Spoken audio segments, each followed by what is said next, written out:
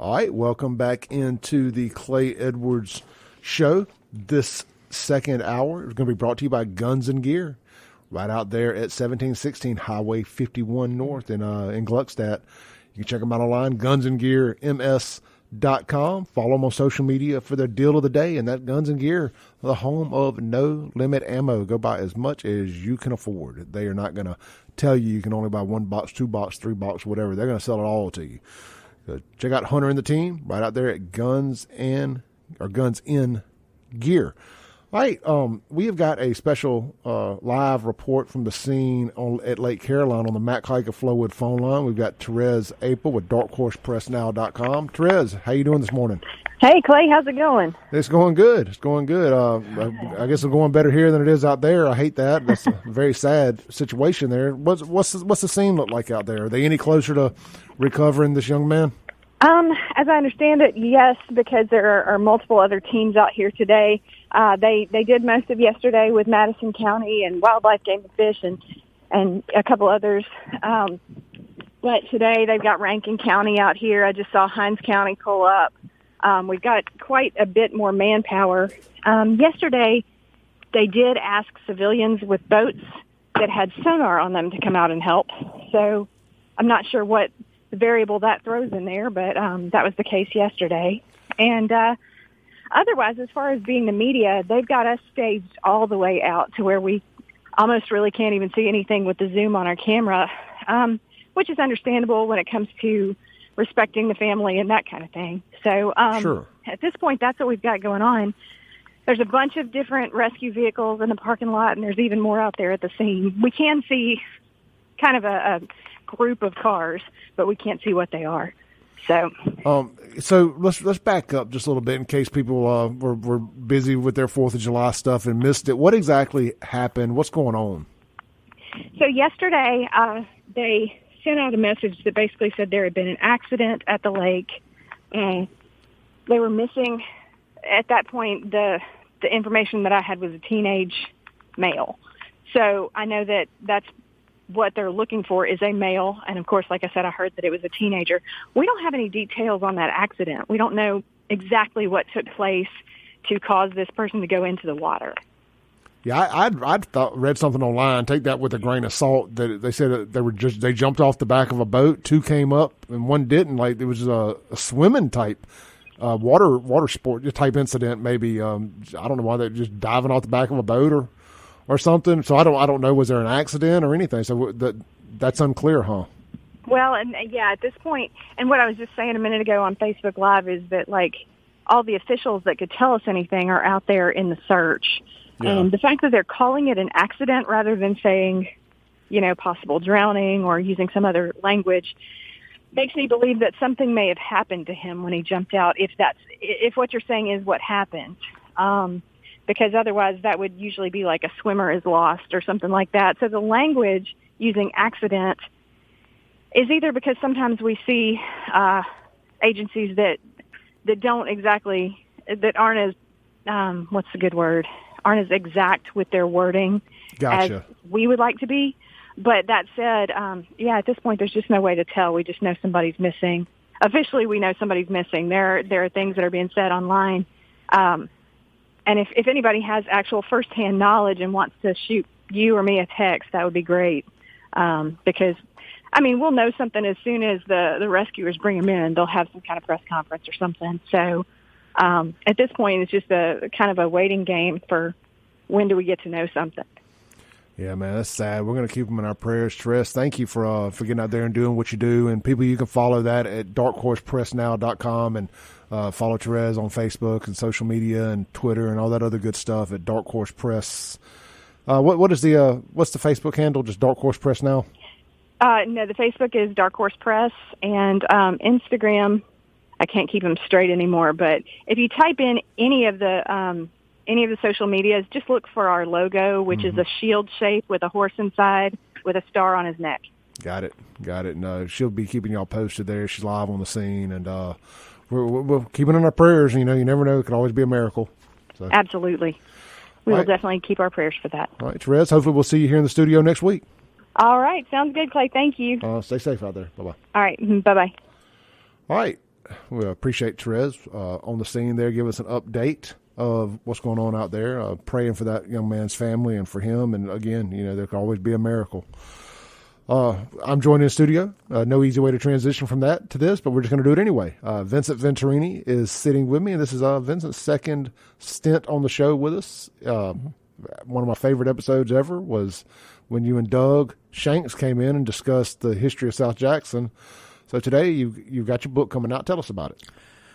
Well, as soon as the South Jackson book came out, people who grew up in West Jackson would see me at church or at some restaurants and ask, when are you going to tell our story?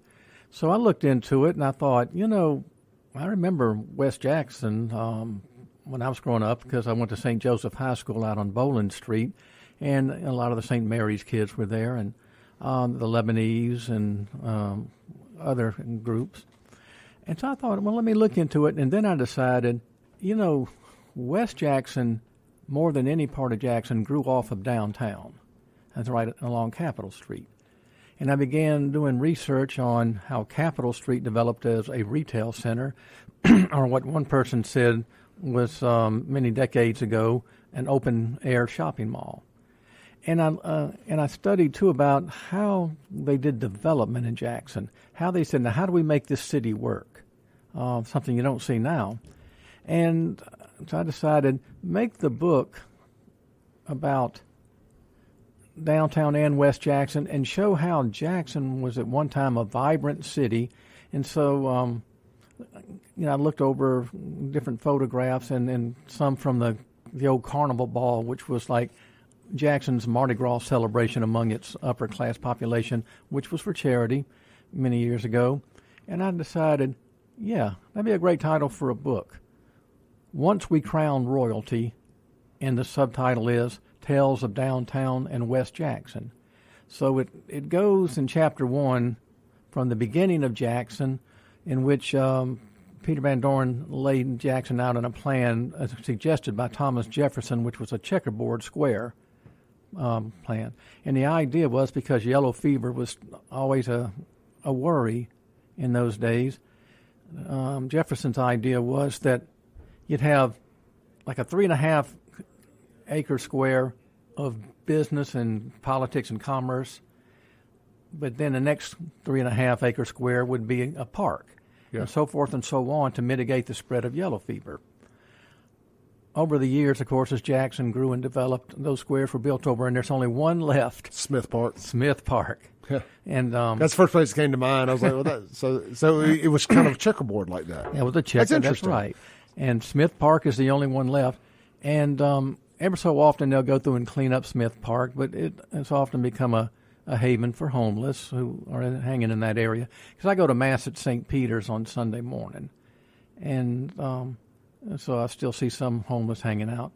But Jackson developed over the years, and there were three things that created Capitol Street as the great retail center that it was up until the late, from the early part of the 20th century up into the late 1960s. And you and I talked about two of them while we were chatting earlier. First was taming Town Creek, because you had annual flooding. And so what they did, they rechanneled the creek and they built Lamar Street. And about 700 feet of Lamar Street is actually a bridge over Town Creek. A good friend of mine... And is that the part that runs under the planetarium there? Yes, And a good friend of mine had a restaurant down there years ago. I talk about that in the Greek section of the book. And he said that in this storeroom, there was a little grating there, and you can look into the creek from there. The second thing was raising the railroad tracks to where you didn't have people being held up by trains, and it would keep them from... That's what they just had to do out there at West County line. Right. Yep. And so that helped. But the third thing was actually the revolution in women's fashion, and I addressed this pretty... What year, what time frame would this have been? Well, we're talking about the early 20th century. Okay, about, very early in the 20th century.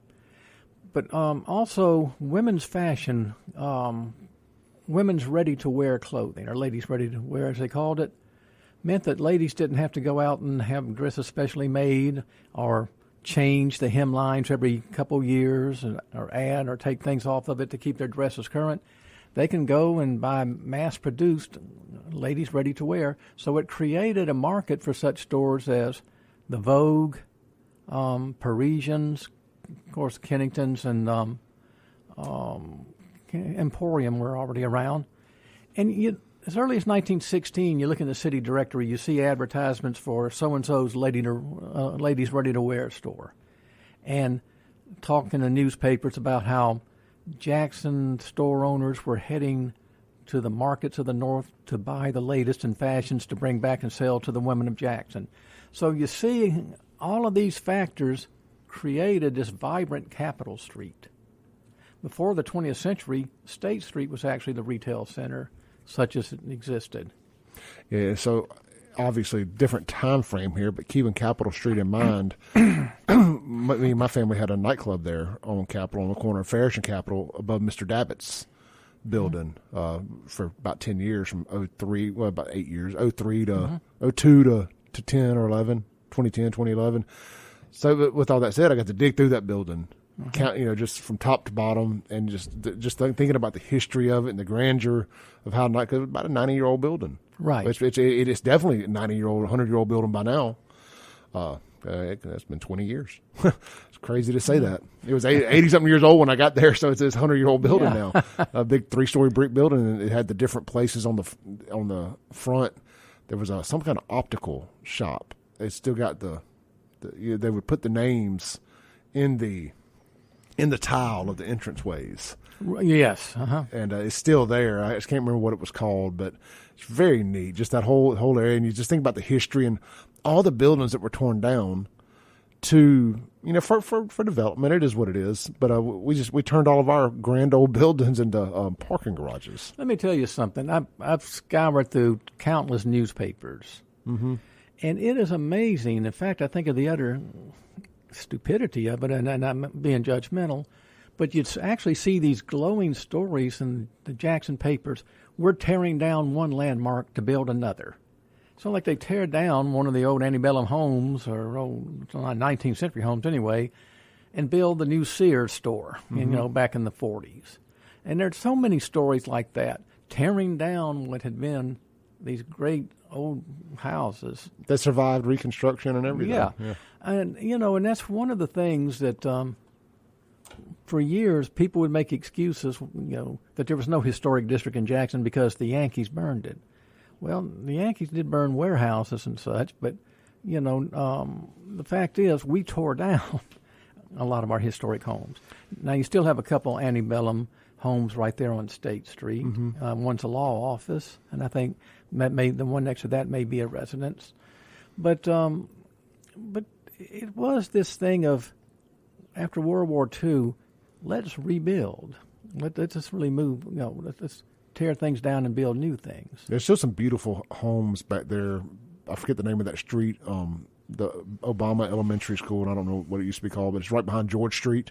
Yeah, well, it used to be called George School. Yeah, okay. So that street right there, there's some really nice old, I don't know how old they are, but that little stretch there kind of off State Street also. Right. Well, generally speaking, those were mostly later 19th century homes, I guess early 20th century, because you had a merchant class developing around Jackson, and you had lawyers and others looking for fine homes. In the 1950s, you still had a lot of residential development around downtown. There were people living in houses they lived in for years, and it was a very nice place to be. It's just, and Jackson's not alone in having made big changes, but you can go to Baton Rouge and go to, their historic district. New Orleans, for example. Oh, and New Orleans, yeah. You got all that down there. Vincent, we're going to take a break real quick. We got to pay the bills here, and we'll be right back on 103.9 WYAB. I'm joined in the studio by Vincent Venturini discussing his new book about the history of downtown and West Jackson. We'll be right back. America. You love your country, so it goes without saying that you also love your ride. And Auto Armor in Flowood wants to help you make that ride shine. Auto Armor in Flowood is Central Mississippi's premier automotive detail and ceramic coating shop, servicing any type of vehicle, including ATVs, boats, and more. Need just a quick detail or paint correction? Auto Armor can make it happen. But if you're set to hit the road in a blaze of glory while flying the old red, white, and blue, Auto Armor should be your first and last call to give your ride a full ceramic coating. Auto Armor is locally owned and operated by the loud and proud American patriot Clay Edwards. Auto Armor also proudly backs the blue, all military and first responders. So don't forget to ask for your discount. Call 601-260-0858, 601-260-0858, or stop in today, fellow Americans. Auto Armor is located at 4394 Mangum Drive in Flowood. Online at AutoArmorMS.com. Auto Armor, unapologetically American. All right, welcome back into the Clay Edwards Show. This segment is going to be brought to you by my good friends over at Complete Exteriors Roofing and Gutters. Complete Exteriors Roofing and Gutters in Pearl wants to help you determine who to use when you're seeking roof repair or work on your gutters. You need to choose a qualified, certified company that has a local brick and mortar building and a company that has been in business for longer than 2 years. They also need to make sure they offer a warranty. Complete Exteriors has a 4.9 Google review and has been in business for over 16 years. Complete Exteriors Roofing and Gutters can provide you with a professional and honest look at your roof and gutters. Complete Exteriors, quality without compromise. Check them out online, CompleteExteriorsMS.com. And don't forget, man, they have their Roofs for Troops rebate program. If you are active or retired military, you're getting a new roofing system, you get $250 off with that program. All right, in studio, I'm joined by Vincent Venturini, and we're discussing his new book. Vince, what's the name of the book? Once We Crowned Royalty, and the subtitle is Tales of Downtown and West Jackson. All right. Normally I would have, if I'm having somebody on to discuss a book, I would have already had a copy and been able to be a little more informed, but there was kind of the books are expected in a day or two, and we had the same booked already, so I didn't want to miss an opportunity to get here and just get to chop it up with Vince some, man. We really enjoy it. He's a wealth of knowledge. And we were talking during the break, and I apologize if we're skipping around here a little bit, but we were talking during the break about the immigrants coming into Jackson, the Lebanese, the Greeks, and how the Lebanese kind of built the retail businesses in Jackson, like S.N. Thomas and Sons and some of these others. And we talked about how, I was like, well, there's no way that their Lebanese last name is Thomas. and you were explaining to me how folks would come over and they would doctor their last names a little. Yeah, in the Encyclopedia of Mississippi, which was published some years ago, a gentleman, I think his name was William Habib, wrote the entry on this, what we call the Syrians/Lebanese. And he said that they would anglicize their names, like people named Tanous, Tanous, would often change their name to Thomas. People named Elias or Elias, Ellias, would become Ellis. And then the one that made me laugh was people named Habib would become Smith. You can kind of see the first two, but there's no anglicizing Habib. Yeah, right. And, of course, sometimes the Jews anglicize their names. For example, John Hart, who was the leader of the Jewish community in Jackson for many, many decades, and if you pass by the Beth Israel Cemetery over by the Baptist Hospital, that large mausoleum in the Beth Israel Cemetery is John Hart's. Yeah. I think his name may have been John Hertz or something like that. And so, you had anglicizing. For those of you out there who were old enough to remember the old Danny Thomas television show, I think they called it Make Room for Daddy, he'd sometimes have his Uncle Tanous on the show. That's good stuff there, man. And you see it a lot now with Indians and Pakistanis and stuff coming over. All of their last names aren't really sing, and stuff of that nature. It's a chain. It's a tiered system there. And so it's kind of interesting to watch that. So you've got a chapter in the book about the Lebanese and Syrians and then one on the Greeks, and the history of the Greek restaurants. Oh, yeah, we're going to do a whole book on that, right? I guess you decided to condense it to a chapter.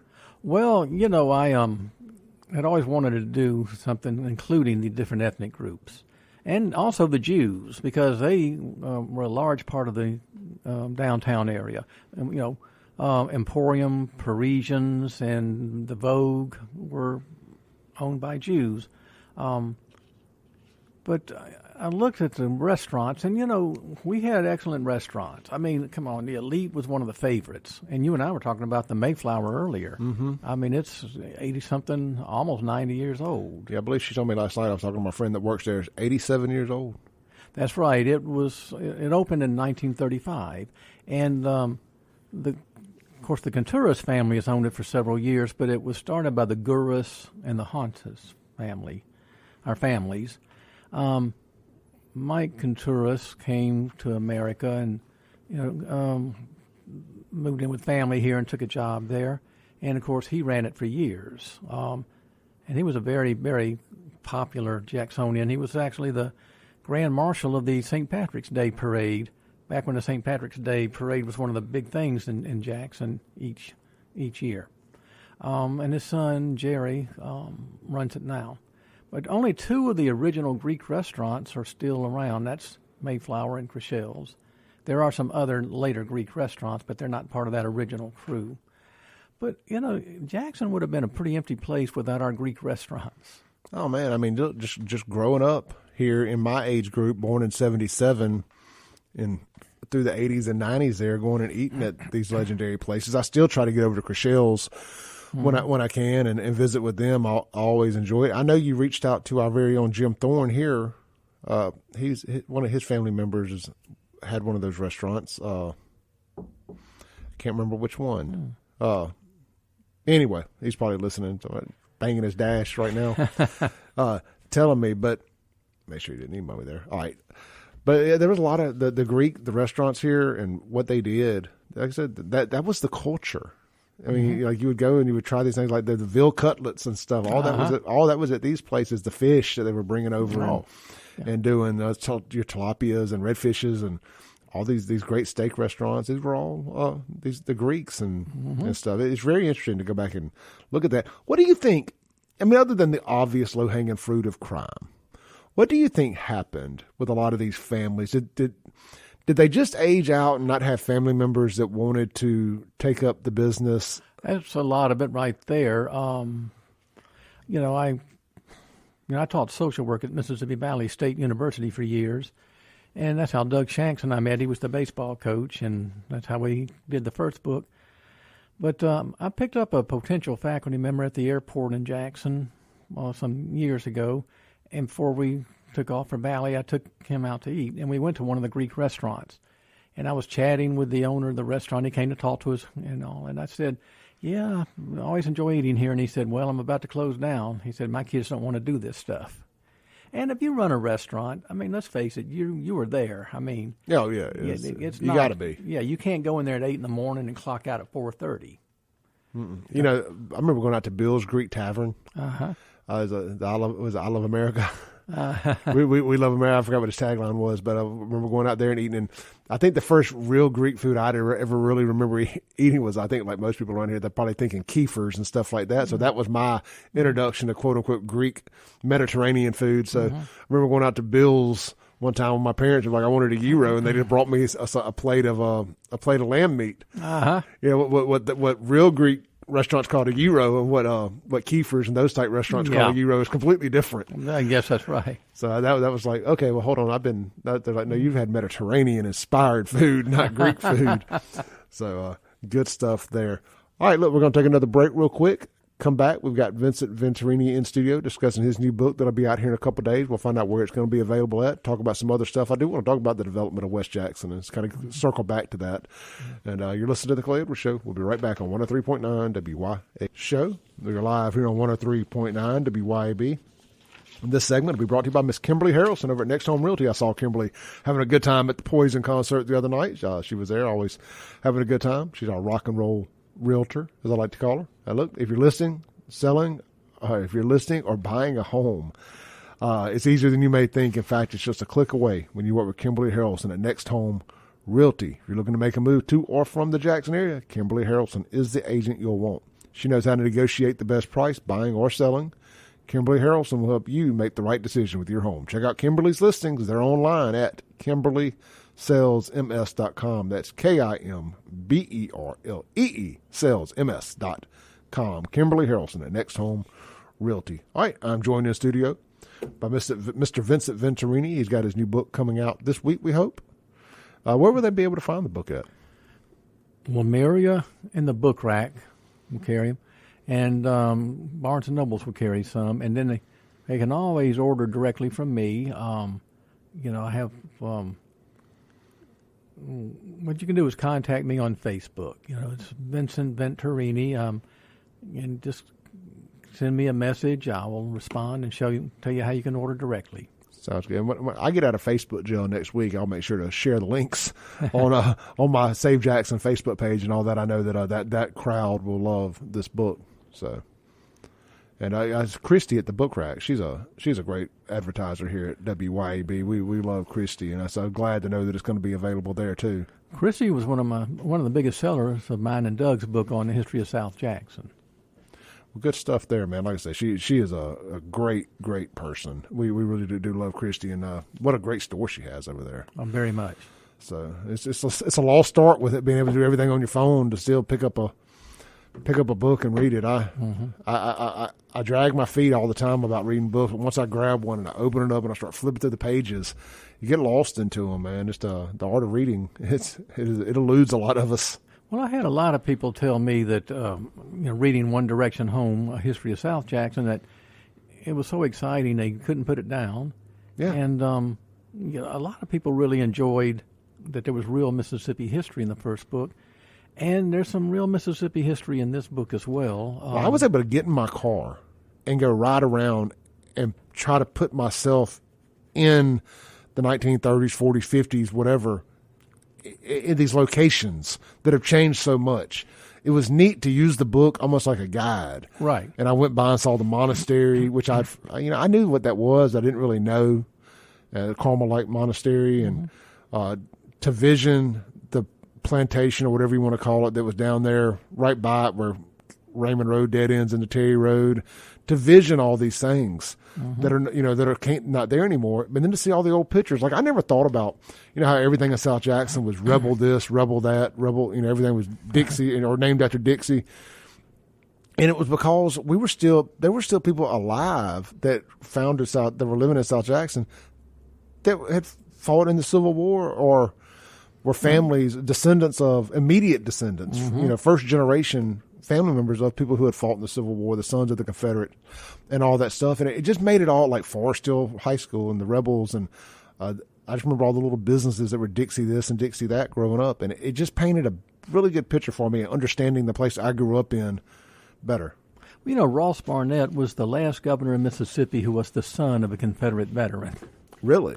Yeah, now granted, his father would have married his mother when he was probably much older than her, which was very common. Yeah. But Ross Barnett was the son of a Confederate veteran. Interesting. I did not know that. Yeah. Now, there's one part in the book, Chapter 7 deals with the Civil Rights Movement. And, in 1960, Ross Barnett he had just become governor. He envisioned this program. It was like Our Greatest Hour, and, having people, northern tourists come to spend their money and visiting all the Civil War sites and these little ceremonies and stuff. And, of course, that didn't happen. What happened is that's when the Civil Rights Movement kicked off. So we mainly had a lot of freedom riders coming down. And so instead of filling the hotels, you're filling the jails, and that's putting a strain on budgets. And, my photographs for the Civil Rights chapter were basically mugshots of civil rights workers and freedom riders. But I finally, and this was a South Jackson man who grew up around the corner from me. Of course, he was about 13 years older, Fred Blackwell, who took the photos of the Woolworth sit-in, the classic photos. Yeah. And so I licensed one of those for use. And there's good and bad all throughout Jackson's history. And, we could have handled things better during the Civil Rights Movement and maybe prevented a lot of this. I worked with a fellow recently that was one of the people in the World War sitting and throwing the food and stuff and on the black people sitting at the counter. And I asked him about it. He was like, well, I think I told you about it last time y'all were here. And I say, he just said he extremely, just regretted it. He's like, if we knew then what we know now, but it's just doing what young people do. Well, what happened is this, and this is something that was a revelation to me. Joan Krakauer, who was the one white woman, when you see the students, and she's the white one, she was the first white student in Tougaloo history. Joan did an oral history, and you can see it on YouTube. She talks about, there were actually 2 events that they had planned to take place 15 minutes apart. That at 11, a group from Tougaloo students would picket in front of J.C. Penney's, and then at 11:15, people would sit down at the lunch counter in integrated groups, and they expected it would be the Woolworths crew that would be arrested, and the J.C. Penney's people can continue picketing, but it was the other way around, and they were not aware that it was final exam week, so all these kids would be leaving the high school downtown Central to go to lunch at Woolworths. So it's like the perfect storm. Yeah. You have a whole bunch of kids walk in, and they're like startled, and then you have the adults in the room supposedly, because there's a famous photograph of a notorious bootlegger standing behind, sort of like urging these kids on, or at least laughing, and it all just got out of hand and stuff. It was really unexpected, and a lot of these kids were caught up in it. But now I have checked into it, and some of them feel bad about what happened. But they say one of them, and he kind of is prominent in the photos. They say he died just a few years ago, and he died unrepentant for what he did that day. But I made a joke with someone. I said, next book I write is going to be on Jewish girls who came to Mississippi and got arrested sitting in waiting rooms. Well, I'm going to tell you what, there's a great old documentary that I found on YouTube, and it's maybe it's not a documentary, it was a news channel out of Oklahoma that rode with the Freedom Riders down here, and they interviewed the guy that was the president of the private schools. What were they called? The council schools. Yeah, he was the council president. Simmons, I think so. Yeah, and it was just hearing the way these folks taught back then, so openly racist, and the things they said. But it was really interesting to watch. I mean, because I have the ability to look back over the last 40 years and say, well, this is where it kind of went wrong. And to have my opinions on Jackson and all that and the condition it's in now. But to hear these people then saying some of the things they were saying and to watch all that, it was really interesting to watch the history and to see, and frankly, just from an architectural standpoint alone, to see Jackson in its heyday. Yeah. And looking downtown, because there's a lot of good video and stuff. Very much. And it's like, wow, man, that's downtown. And now it's just blah. Now you say you worked with a man who was one of the students, counter-protesters. Years after that, it must have been about 1979, I went to work for an old community action agency in Hattiesburg, and a woman who was working there, was the nicest woman, about 10 years older than me, I guess, always helpful and everything.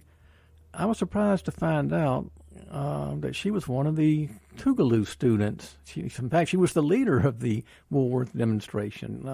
Medgar Evers had told her to lead this group in. And she was the most soft-spoken, polite, genteel person. And I was surprised to find out she was part of that sit-in. And when she finally spoke to me about it, she never spoke with any malice or anger toward anyone. Now, she, except for the Reverend Ed King, is the only person I ever met who took part in that. But I did meet other former Tougaloo students who were involved in other civil rights activities. And it's the same thing. They rarely talked about it, but when they did, it was never with hate or anything. Their lives after that became consumed with finishing college, getting married, having children, having careers. Yeah, because it's not like they went viral then. No. The photos become famous through time. So it's kind of a different type deal. The guy that I know, it was strange how it came up in a conversation, because it wasn't like I would have known to ever bring that up, but we were just talking about Jackson and this, that, and the other. And I used to actually kind of mess with him a good bit because he voted for Joe Biden. Mm-hmm. So anyway, he hated Trump. And I always asked him why, and I guess that was his repentant was that he voted Democrat because he felt so bad about what he did that day. It's a long story short. Well, it's funny that, and I wrote this in the South Jackson book. People went to Council McClure mainly to escape integration. Their parents, and that's Hillcrest now. Right? Yes, that's right. And they were called John Birch Society beliefs there, and had groups like the Patriotic American Youth. But a lot of those kids changed after that, and some of them, I know 2 or 3 of them who voted for Obama. So you can't tell what's going to happen. Yeah, a lot of people got tricked into hope and change.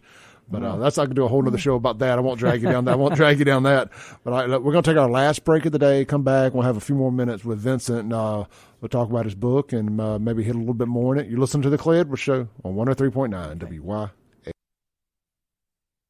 All right, welcome back into The Clay Edwards Show. We got about 3 or 4 minutes left here before we land the plane for the day and hand the mic over to Mr. Mike Madison for his show. Mike was off last week, so I'm looking forward to hearing what he's got to say. I've got Vincent Venturini in studio with me. His new book comes out this week. It'll be available at the Book Rat Jackson and some other places, and you can reach out to Vince on Facebook, and he can get you hooked up with ordering one. Vince, tell us the title again. Once We Crown Royalty, and the subtitle is Tales of Downtown and West Jackson. I like that. I really do. I like that. I'm looking forward to it. Like I said, growing up in South Jackson, I know a good bit about that. And so getting to learn how downtown basically expanded into West Jackson, it's going to be interesting. We were talking about Lamar Street being a bridge. Right. Kind of going over. It was all to kind of tame Town Creek. Mm-hmm. And there's a local canoe service that you can get in and kind of canoe Town Creek. And I'm like, I don't think I'll pass. But it is interesting. Just from a scenic point, I would like to see the backside of some buildings. I would too.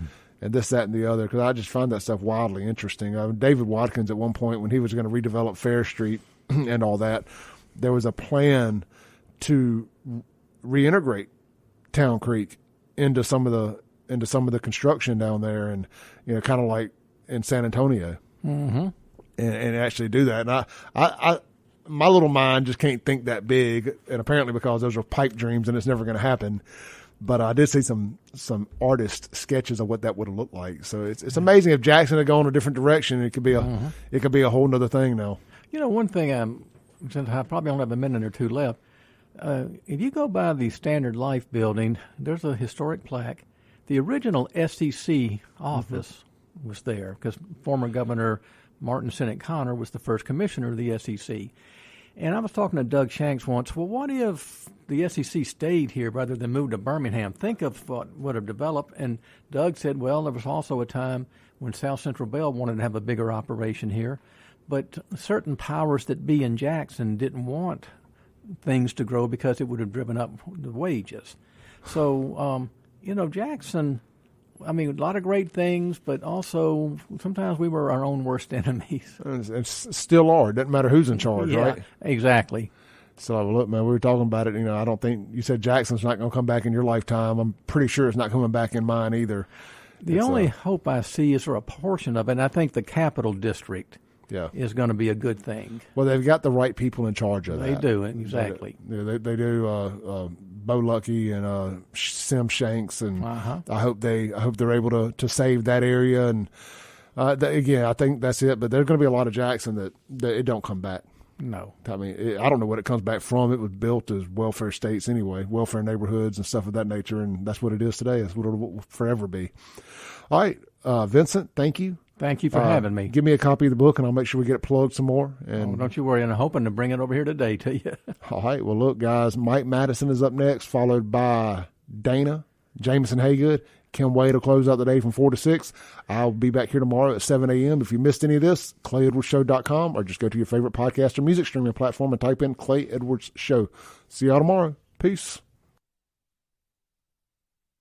Thanks for listening. Tune in tomorrow at 7 a.m. as the Clay Edwards Show discusses all that is going on in and around the city of Jackson. This concludes our broadcast day. Right here on 103.9 WYAB.